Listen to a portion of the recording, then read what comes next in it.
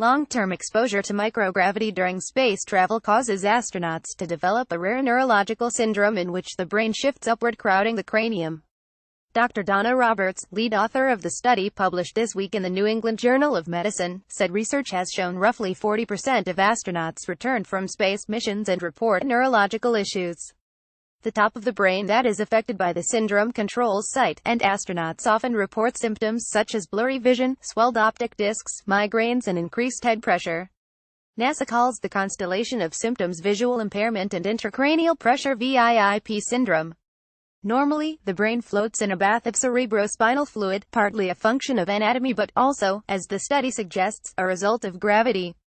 Keep up with this story and more by subscribing now. For the study, 34 astronauts underwent MRI scans of their brain before and after space travel.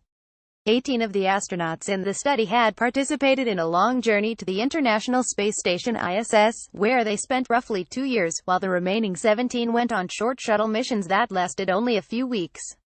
Spending a lot of time in space does strange things to the brain. NASA via Reuters. Roberts says follow-up brain scans showed virtually no changes in the brains of the short-term travel astronauts, but some pretty significant changes in those who traveled to the ISS and stayed a while.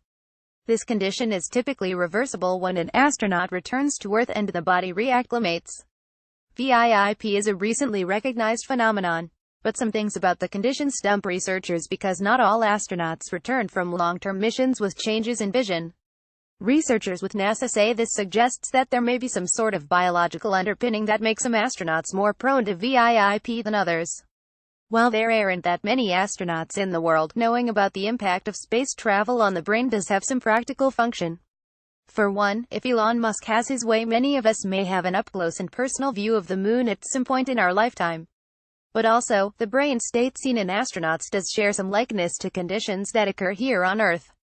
Dr. Matthew Fink, chair of neurology at Weill Cornell Medicine and New York Presbyterian, says changes in brain positioning are sometimes seen in patients who have sustained bed rest, as well as in avid yogis. "My wife does yoga and I tell her not to stand on her head," he said.